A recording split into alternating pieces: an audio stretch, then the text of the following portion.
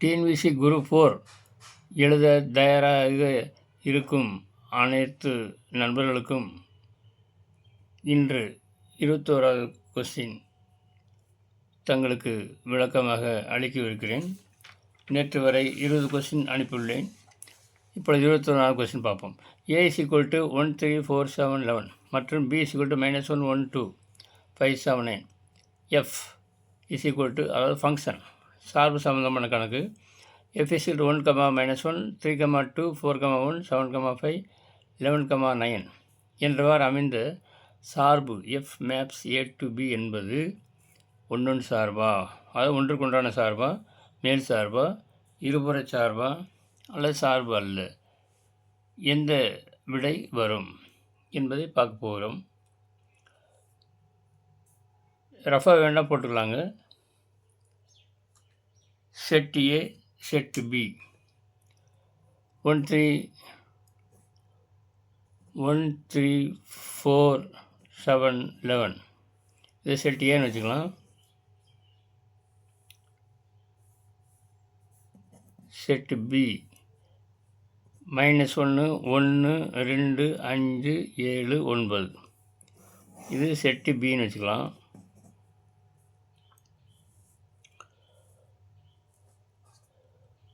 இப்போ இங்கே ஃபங்க்ஷன் எங்கேருந்து ஏ உள்ள உறுப்புலேருந்து பிக்கு எந்த எண்ணுக்கு போகுதுன்னு பார்க்கணும். 1 -1 ஆறாம் மார்க் போடுங்க. இப்படி 3 2 3 2 இங்கே 4 1 4 1 இங்கே. அடுத்து 7 5 7லேருந்து 5க்கு ஆறாம் மார்க். அடுத்து 11 9 11 9 இங்கே. அப்படின்னா ஏயில் உள்ள கணம் ஏயில் உள்ள அனைத்து உறுப்புகளுக்கும் கணம் பியில் இமேஜ் இருக்கிறது. All elements of having image in B. So this is 1 1 function. அதனால் இது வந்து 1 1 சார்பு. ஆனால் ஏயில் உள்ள அனைத்து உறுப்புகளும் செட் ஏயில் உள்ள அனைத்து உறுப்புகளும் செட்டு பியில் அதுக்கு அதாவது இமேஜ் பிம்பம் இருக்கிறது. அதனால் இது வந்து 1 1 சார்பு. ஒவ்வொன்றுக்கும் ஒரு இமேஜ் இருக்கிறதுனால இது வந்து 1 1 சார்பு. அதனால் answer option A is correct. இந்த மாதிரி படம் போட்டால் உங்களுக்கு ஈஸியாக இருக்குது, அதுக்காக இப்படி போட்டிருக்கேன். அடுத்து 22வது கொஸ்டின்.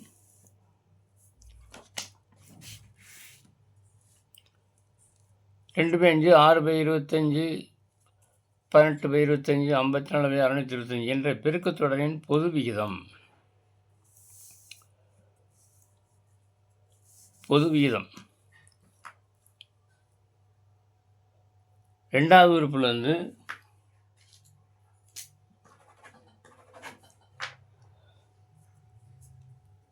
பெருக்குத்தொடர் அப்படிங்கும்போது ஒரு நாள் பெருக்கிட்டே போகும். ஏதோ ஒரு நம்ம என்னன்னு தெரியாது, அந்த நம்பரை பெருக்கிட்டே போகணும். அதான் பொது வீதம்னு அர்த்தம்.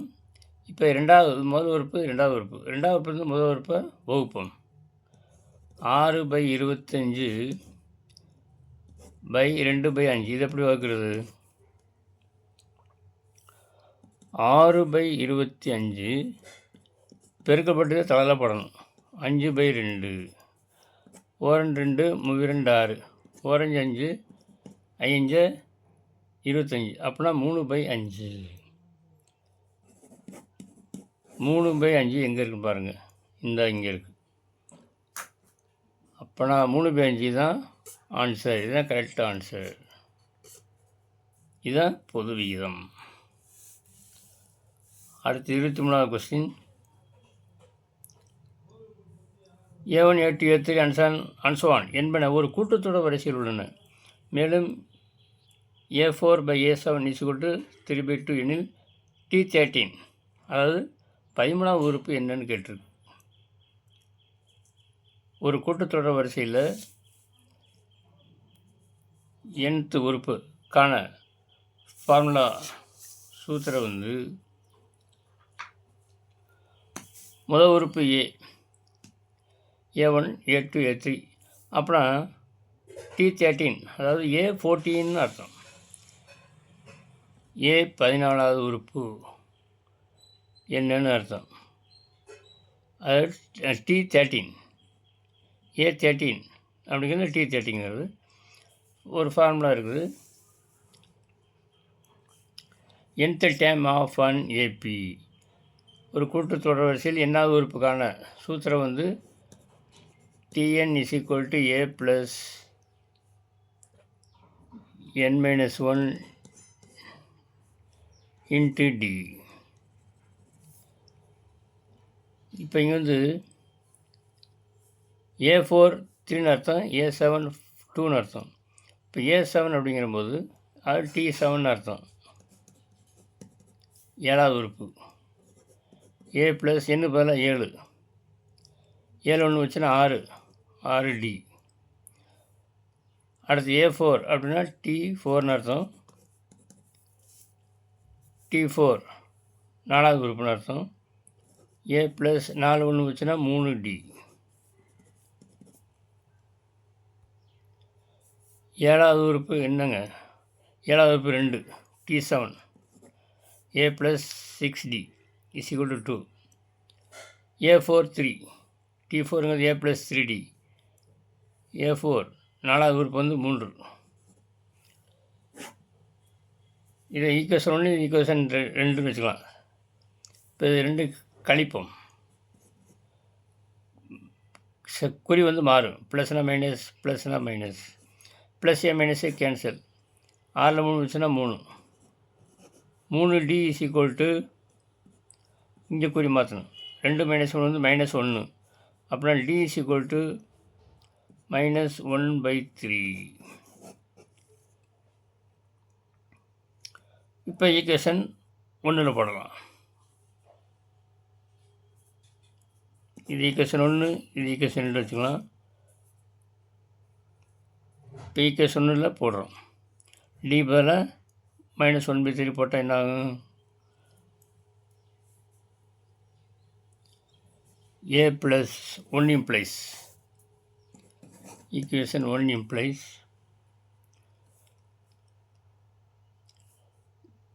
A plus 6D. D பதிலாக -1/3. 6 பெருக்கல் -1/3 is equal to 2ன்னு அர்த்தம். இங்கே 1 - 3 2 - 6. இங்கே மைனஸ் இருக்குது. அப்படின்னா A - 2 is equal to 2. அப்படின்னா A is equal to minus இந்த போச்சுன்னா +2. இங்கே 2 மைனஸ் இந்த பக்கம் வச்சுன்னா +2 ஆயிரும். அப்படின்னா 2 2 4. A equal to 4. முதல் உறுப்பு கண்டுபிடிச்சாச்சு. முதல் உறுப்பு A is equal to 4.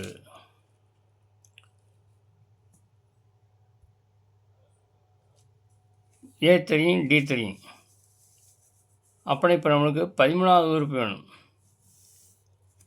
13வது உறுப்பு therefore T13. T13 is equal to A plus 12D formula. ஏன்னா A plus n-1 அப்படிங்கிறது ஒன்று குறைச்சிக்க வேண்டியதுதான். A வந்து 4 ப்ளஸ் 12D, D வந்து -1/3. 1 - 3 4 12. 4 இங்கே மைனஸ் இருக்குது. 4 - 4 எவ்வளவு? 0. அப்புறம் இங்கே 0 எங்கே இருக்குது?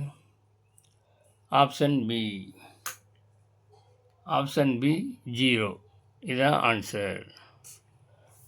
T13 13வது உறுப்பு வந்து 0ன்னு அர்த்தம்.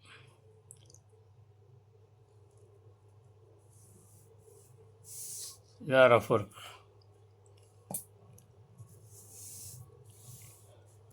அடுத்து 24வது கொஸ்டின்.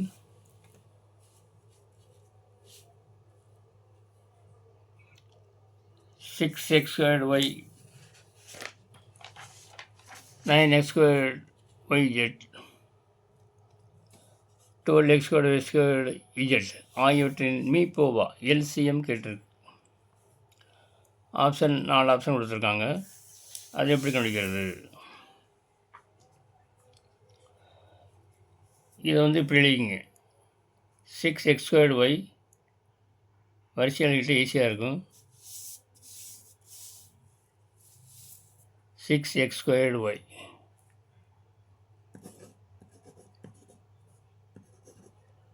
அப்புறம் 9x²yz 9x²yz அப்புறம் 12x²y²z. 6 எப்படி பிரிக்கலாம்? 2 பெருக்கல் 3 பிரிக்கலாம், x²y. 9 வந்து 3 பெருக்கல் 3 பிரிக்கலாம், 3 பெருக்கல் 3 x²yz. 12 வந்து 4 × 3, அதாவது 2க்கு நேராக 2² × 3. ஏற்கனவே இங்கே 3 போட்டுக்கணும், அது நேரம் இந்த 3 எழுத வேணாம். ஏற்கனவே 3 போட்டது எல்லாத்துலேயும் இருக்கிற 3 எழுதணும். x²y² நேரில் எழுதுங்க, அப்போ ஈஸியாக இருக்கும். z மட்டும். இப்போ எல்சிஎம் அல்லது தமிழில் மீப்போமா, மீச்சிறு பொது மடங்கு கண்டுபிடிக்க போகிறோம். நேருக்கு நேரம் ஒரு நம்பர் எழுதுங்க. 3க்கு நேரம் ஒரு 3. இந்த 3 இருக்குல்ல, 3க்கு நேரம் ஒரு 3. 2க்கு நேரம் இங்கே 2 அடுக்கில் மீப்போமானா, அதாவது எல்சிஎம்முக்கு அடுக்கில் பெருசு எழுதணும். இங்கே 2 ஸ்கொயர் இருக்குது. எதில் எழுது? 2 ஸ்கொயர் எழுதணும். 2 ஸ்கொயர் எல்சிஎம்னா அடுக்கில் பெருசு எழுதணும். அடுத்து எல்லாம் ஒரு 3 இருக்குது, ஒரு 3 போட்டுக்கலாம். இங்கே எல்லாமே ஒரே மாதிரி இருக்குது, x². இங்கே அடுக்கில் பெருசு y² தான் எழுதணும், y எழுதக்கூடாது. எல்சிஎம்னா அடுக்கில் பெருசு. இங்கே ஜெட் ஒரே மாதிரி இருக்குது, ஜெட் போட்டுக்க வேண்டியதான். இப்போ எல்லாத்தையும் பெருக்குங்க. 3 2 ² 4, 3 36 x²yz. ஆப்ஷன் எங்கே இருக்குது பாருங்கள், இங்கே இருக்குது. A option 36 x²yz. 36 x²y². இங்கே y² இருக்குது, அடுக்கில் பெருசு y². 36 x²y²z. இதுதான் ஆப்ஷன் ஏ தான் கரெக்ட். அடுத்து 25வது கொஸ்டின்.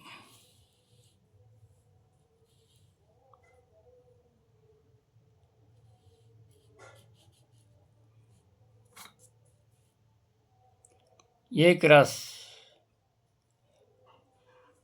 A multiplication 1/1. இது மேட்ரிக்ஸ் கணக்கு. A1102 = 1 எனில் ஏயின் வரிசை என்னன்னு கேட்டிருக்கு.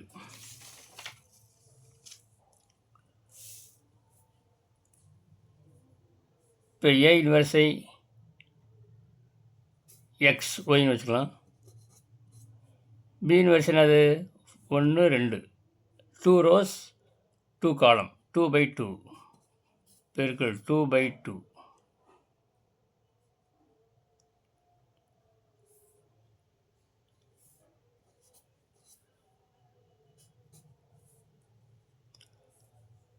இங்கே XYன்னு வச்சுக்கலாம். இங்கே 2/2 = 1/2. இப்போ இங்கே ஒரு நேரு வரிசை ரோ 1 காலம் 1 2 இருக்குது. அப்படின்னா 1/2. எப்பயுமே இது ஈக்குவலாக இருக்கணும், இது ஈக்குவலாக இருக்கணும். இது 2னா இது 2 தான். அப்போ இது கேன்சல் ஆகும். அப்போ இங்கே மிச்சம் என்ன இருக்குது? 1. X வந்து இது 1 அர்த்தம், இது 2. அப்படின்னா 1/2. ஆப்ஷன் சி 1/2ன்னு அர்த்தம்.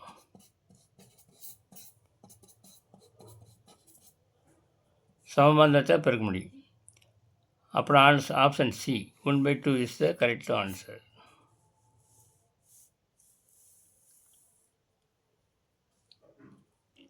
நெக்ஸ்ட் 25வது கொஸ்டின்.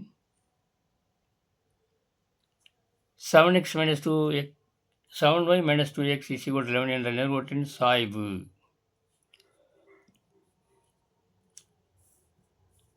அதாவது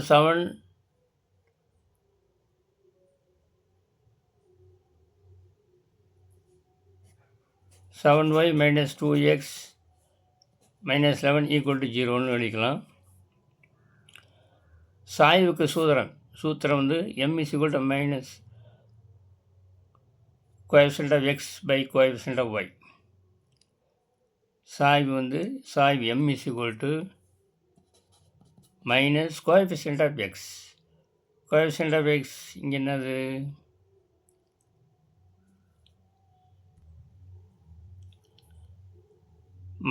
ஸ்லோப் m, சாய்வு m is equal to minus coefficient of x. இங்கே coefficient of x ஏற்கனவே -2 இருக்குது, அப்படின்னா ப்ளஸ் ஆயிரும். -minus +2 by coefficient of y. coefficient of y 7. coefficient of y 7, அப்படின்னா 2/7. ஆப்ஷன் சி இதுதான் கரெக்ட் ஆன்சர்.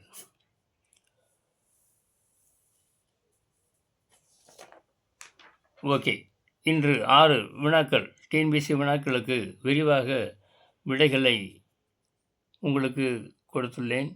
பார்த்து பயன்பெறுங்கள். நன்றாக பிராக்டிஸ் செய்து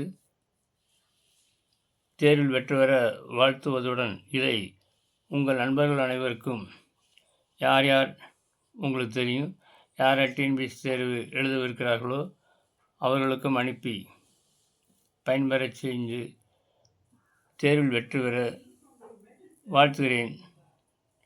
மீண்டும் அடுத்த வீடியோவில் சந்திக்கும் வரை உங்களிடம் விடைபெறுவது மேஜிக் ஸ்கொயர் டேபிள் கணபதி. நன்றி.